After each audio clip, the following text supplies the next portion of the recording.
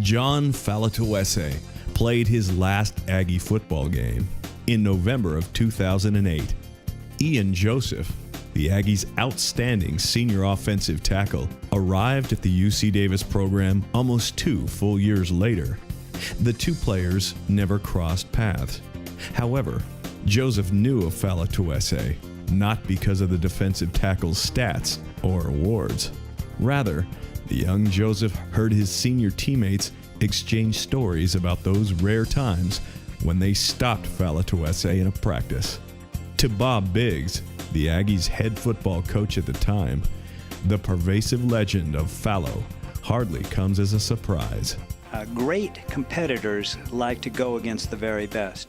And I think for offensive linemen, they didn't want a steady diet of John, but I think, to themselves, to know that they had a good day and they were ready for whoever they were going to play that weekend, if they could neutralize John Faletoese, that was a win for them. So I think his legacy kind of gets passed down, that was the real test. Hey, I got Fallo today.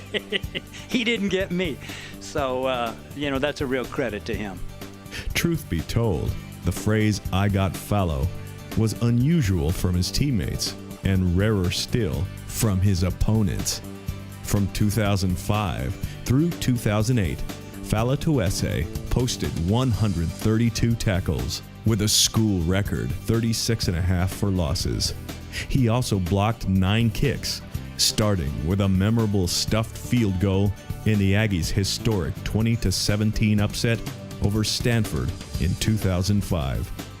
Longtime defensive line coach and Hall of Famer Fred Arp mentored 6 All-Americans in his career, but Faletoese, he says, was the only one of the 6 who dominated from the very first snap. Well, Johnny had a great first step. I mean, he's really quick off the ball, and he was slippery. I mean, I don't know how to describe it. It's why he was so good at blocking kicks, is somehow he had a way to make himself smaller than he really was and get through gaps that you wouldn't believe a man that big could get through. Biggs also remembers Faletoese's tools as being unusual for a defensive tackle. And again, it was that combination. His first step and his ability to get off the ball was so different than anybody else we'd ever had at that position. And although he, wasn't a big guy, he played more of a 3 technique for us. It was his quickness and his ability to chase people down. And I think, quite frankly, offensive linemen were intimidated by him.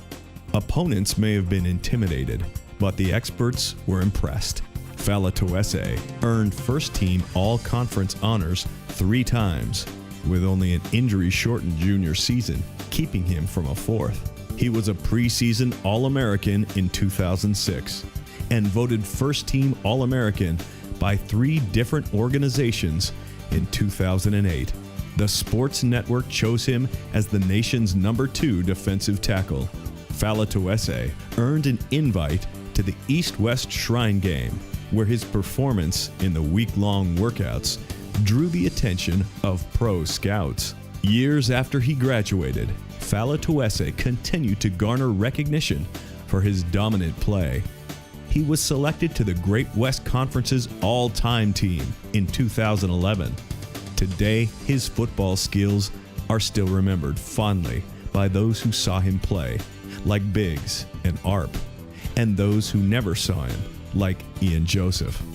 Tonight, we ensure that John Faletoese is remembered for all time with his induction into the Cal Aggie Athletics Hall of Fame.